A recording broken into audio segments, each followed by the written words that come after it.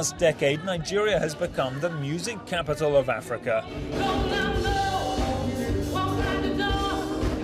And one man responsible for helping to find and produce Nigeria's new sound is blind.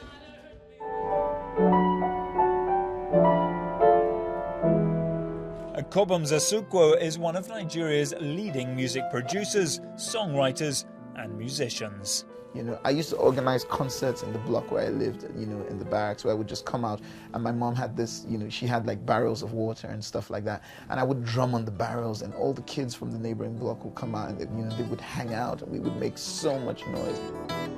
Based in Lagos, Cobhams has worked closely with internationally renowned talent. You want to grit it a bit. This love is more than occasional hugs as a token of... I think being blind has played a very, very integral role in forming who I am. I think it's also, to a certain extent, responsible for my optimism, because the truth is, when you feel like there's nothing more to lose, if you want to work towards anything, you probably want to work towards gaining.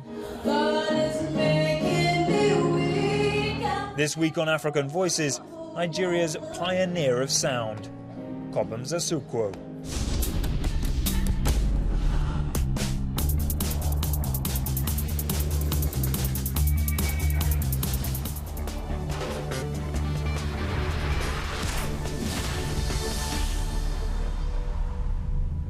And so, when soldiers war water, they fighting for, and when relationships crumble to dust, who is the first to breach trust?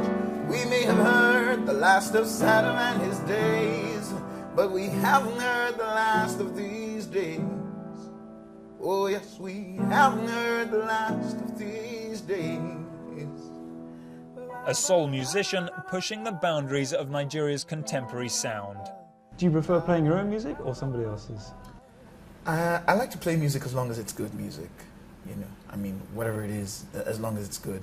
I like my own songs because they're written from, I mean, there's an element of personal experience, you know, and all of that. But then, I mean, if it's good music, I'll play it. And it's mostly jazz that you like to incorporate into your music. That's one of the backbones. Yes, I have. Yes, because you know, like I told you, there's a bit of jazz and a bit of classical, you know, and a lot of the stuff I do, and a bit of well, also, you know, the Nigerian vibe. So like how does that sound? I'm thinking jazz, and I like the progressions and the movements of Stevie. For instance, Stevie Wonder would do something like.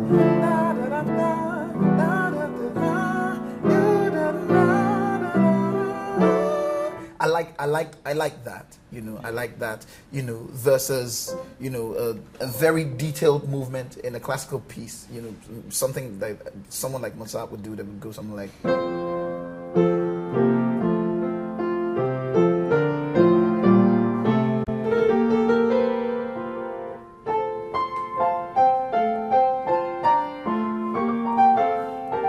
You see, that's more detailed. You know what I mean? And then obviously I like the Afrofusion, the whole fella. You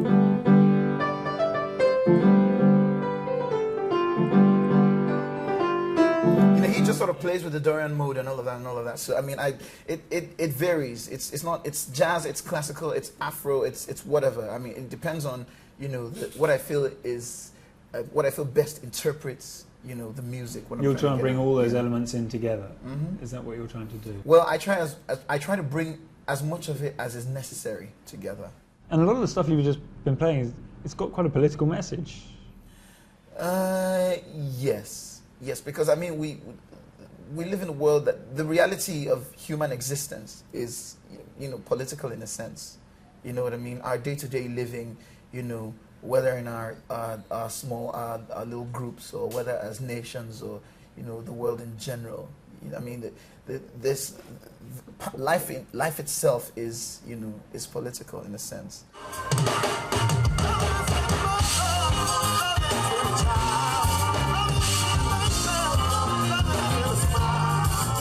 Cobhams may now have a sharp suit, his own recording studio, and plenty of demand for his work, but it wasn't always this way. And you're a professional musician now, but that's not what you went to school as? You didn't go to university to learn music, did you? How'd you know that? Do my research. You do your research quite well. Yes, I went to university to study law. So what happened? I realized I was not necessarily going to be a lawyer. At least I'm not a lawyer now, and I have no regrets.